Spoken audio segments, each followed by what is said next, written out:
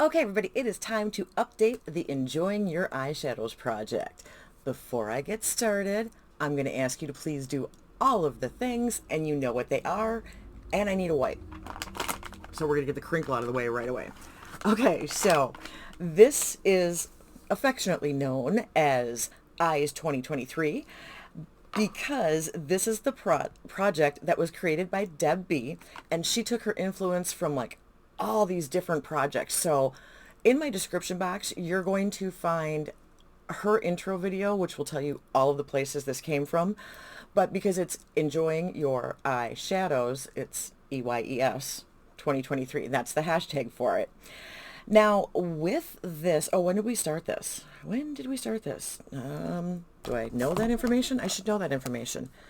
This started January 4th of 2023 and is going to end December 31st of 2023. So it is just for this year. And initially the idea was to give us the freedom to use whatever we wanted so that we weren't suffering from any kind of panner's burnout with all of the projects that we do. I am horrible with telling you everybody that is doing this with us. So this time I'm going to try and see if I can get everybody included. Now, obviously Deb is doing it. She's the creator. Danny just did her finale from Danny's Makeup. And then we've got Jen from Project Beauty. We have Kim from Teacher Loves Beauty. We have Mandy from Mandy IRL. And then Verity, who I owe the biggest apology to because I keep forgetting to include her. And then on Instagram, we have Ginny. So everybody is always linked in the description box. I just don't always remember to name everybody because my cards and my document don't match up because it's me, and that's a crazy train thing. These things happen. All right, so we are supposed to be doing updates on the 4th of every month, give or take, and we have to pick a peak and a pit. That was Deb's only requirement, is that we give it like our favorite and our least favorite of the things that we've done. I've actually done a couple of oddball things this time, which is not bad. That's actually a good thing. Okay, there we go. Make things go away. I decided that I wanted to, the first thing I did was an oops. So let's just start there. I was working on something and I had grabbed my little lethal palette, which I brought 4 of these shades into Panning Pets. And so I was doing my makeup one day and used a shadow thinking, oh yeah, this is one of them. It wasn't. It was one of the other 2 that are in there that aren't in the project. So this is actually Great Barrier by Lethal. And you can see that it's got multicolors in it. And that's what it looks like on the finger and the hand. And it's pretty. It's a really pretty color. For being like a lighter blue, there's something about it it's not a baby blue. So I rather enjoyed that. Let's see. Then I thought, well, I'm going to try something because I've got some of this stuff around and I don't know how to use it or if I'm using it as I should be, but kind of taking notes from everybody else, I actually have a couple of sticks. And this one is the Laura Mercier, This one's the Caviar Stick Eye Color Crayon in Au Naturel. And so I don't know if this is going to even really show up on my hand. It's a buff color. It's just oh yeah, it shows up. It's a little bit darker than my skin tone. So I used this kind of as an eye base, kind of left it like at the brow bone more just to get that hint of color from it. And then I thought, well, if I'm doing this, I should see what other ones I've got that would work for that. So I have this Lancome one that's, oh wow, Ombre Hypnose Stylo in number 26 or Rose. And this one is very similar, but a little bit more reflective. Yeah, you can see there's a little bit more shine there. Okay, where can we see it? Well, you're seeing the reflective part. And it's a little bit of a lighter cream color. Now, both of these worked really well. I had no problems with fade increasing whatever with the eyeshadows that I put over them. I just don't usually use that format as a base. So, yay me, I did something new. Okay, some of the other stuff that I've played with, and some of these are kind of spoilers, some of them kind of aren't, so we're just going to go with it. I did use a few colors from the Adept Plain Jane Remastered that I still had in. This shade, both got used, and they're both kind of light. And then I also did this shade, and I don't know, okay, what color? You're seeing it as blue? Are we getting the, yeah, we get the pink and the blue. Yeah. And that's got a really, oh, that's hard to see. It's got a really great kind of fuchsia base almost. It's really a cool color. And these are going to be a little bit hard to see. You're going to get more hints of shine than you're going to get the blue, green, and pink, probably. Because I'm seeing a really bright pink. I don't know that you guys are. We'll do that whole turn off the lights and see if we get a better look at it when we get there. What else did I... Okay, so I brought this in the same pan, and this is by Saints Angels Sinners. It is the Unity palette. I brought this in the same pan last year. So this is the color story. We've got some green, some blue, some purple, and this kind of really fun, it's coming up kind of bluish from what I'm seeing, but it's a really nice mauvey lavender. Yeah, that gives you a better idea. So let's just, oh man, I can't do that. So you're going to have to take the fingers. So these are the first three. Those are the first. So this one is a great setting shade for me. I can put this lightly with a really fluffy brush all over the entire eye and then do a look over it, and it worked out great for me. Oh, I should probably tell you what they're called. Equality, Harmony, and that has a blackened base. Oh, and it's pink on my end, and you're seeing something completely different. Oh, well. And then this one is Diversity. We've got the next three. Yeah, I can't with the brace on do that. But there you're seeing that. So we've got Togetherness. Yeah, that's bright. Friendship, which is another kind of black and base, but you're getting the green on that. And then Solidarity. Oh. Once again, I'm losing that kind of pink with the lights on, but it's all right. It's all right. I think can you see it in the pan? That no, you're kind of getting the bluish in the pan too. It's got a real fuchsia color to it. Oh well. And then of course we've got Oneness is a matte black. Love, and then Indivisible is more of a periwinkle purple, so it's a blue purple. Okay. And that's what those look like swatched out. And then, because it doesn't stop there, once I started putting like my oopses and then some of my few oddballs, I was thinking, oh, I'm not going to have that much this month. Then I thought, well, wait a minute. Yes, I am. Because there are several things that I guess I hadn't really thought about that I'm including now in this. And that's when we start doing the whole arm. So I also played with a couple of the Cleona. You know, this isn't a project too. But the ones that I actually wanted to share were these two. So it's Happy Accident and Tinsel. And this is kind of a greenish. Yeah, so you can see that green there. So it's a green gold. And then that's a straight gold. Yeah, okay, we'll just keep going down the arm. There, I think you're getting a little bit better. And then, because of what I'm wearing today, and it's hard to tell on my eyes, but one of the things that I decided to grab, which you haven't seen yet, but you're going to be seeing very, very soon, is this single from Copacetic.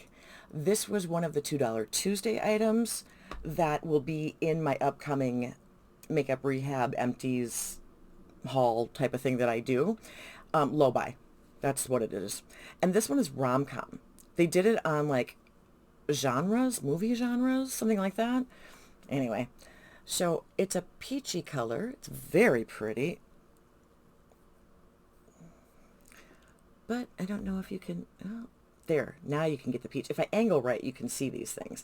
So these are the colors that I've actually been playing with. And this isn't even necessarily everything because I've been working with other palettes too, but this is just stuff that stood out to me as stuff that I had used this month that I should be including in this. So we'll turn the lights off.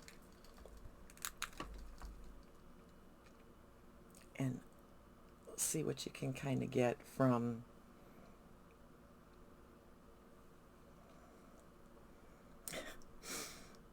And this is the advantage of being hypermobile, that my arm goes every which direction.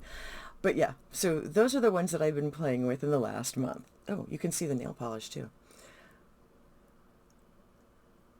Which one am I wearing? This is one of the Cleona nail polishes that's in my What's on Deck series that I can't remember the name of, but I've got pictures and we'll do that update soon too. Anyway, so that is everything for the eyes project for this month. And I'm going to sit here so that I don't get it all over myself. That means we're moving on to our music moment. And with this, yes, I do try and make sure that I coordinate the theme with my song. So for this month, we are going to be doing, quite simply, I mean, this one's an easy one. We're going to be doing the Who song, I Can See for Miles. Now, I'm not going to give you the background on the Who. You know they've been around since the 60s. I don't need to tell you who else in the band. You should all know all of this stuff. They're hugely famous. You should know all this stuff. So the song, I Can See for Miles, actually does have some interesting background to it, which I didn't fully realize until I started kind of looking some of this stuff up. It is off of the 1967 album, The Who Sell Out. This is a song that was written by Pete Townsend, the guitarist, and he actually wrote this in 66 and had kind of like held on to it, and it was kind of supposed to be an ace in the hole, thinking that it was going to be their first #1 single. They had charted with other things before that, but they hadn't quite gotten there yet, and so that's kind of what he was hoping this was going to be. Well, the song has stood the test of time without question, but it didn't quite get where he wanted it to go. The thing that's unique about, well, this song in particular compared to a lot of the other music that I do is that this song was actually recorded in 2 different continents. So one of the things they started doing is they started using some of the different advances with the way they were recording music in the late 60s. And there were a lot of, there were different things that were done, like with the Beach Boys and the Beatles. And so the Who did the same kind of thing where they were doing it in different studios. So part of it was recorded in CBS studios in London. And then the other part of it was recorded at Talent Masters Studios in New York. And then it was mixed and mastered in LA. So it actually hit 3 different studios, but whatever. Because the Who was an English band, but because they also had popularity here, this song was released in both the UK and the US at different times and with different B-sides. That is also kind of interesting. And I'm not going to tell you like where they dubbed this and dubbed that, because I don't think anybody's really that into it and needs to know all of that stuff. But so this song reached #10 on the UK singles chart, and it was released in the UK the 13th of October in 67 with Someone's Coming as the B-side. Now, in the US, okay, let's see, where did it go?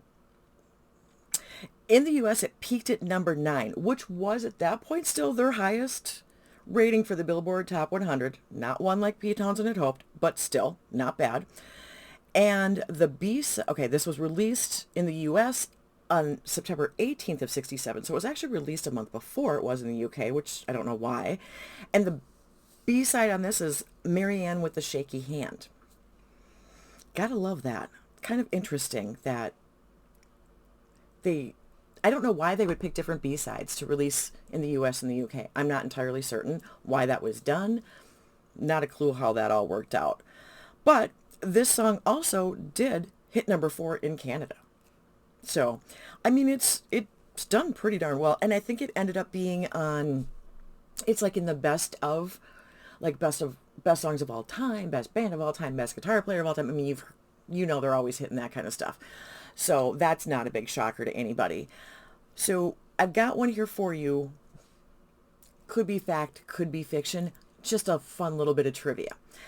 Whether it's true or not, I can't say. But the story goes that this song may have inspired Paul McCartney. So one of the critics had called I Can See for Miles the heaviest rock song out there that he'd ever heard. And so Paul McCartney, without having ever heard it, apparently then turned around and wrote Helter Skelter, trying to make that the heaviest rock song out there.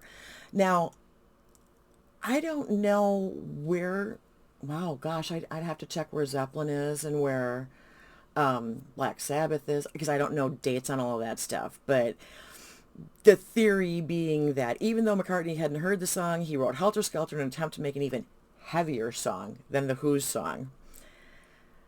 You know, who knows? Yeah, because in the review, it was supposed to be the most rockish vocal and the loudest drums, etc., blah, blah, blah. They were saying, you know, they were highlighting parts of the song saying that they were just the heaviest that they had heard. Like I said, don't know if that's true or not. But anyway, that is what you were getting for the music moment. So I will be linking some kind of copy, whatever I can find out there, in the description box of that Who song, I Can See for Miles for You, which is a song I actually happen to really like.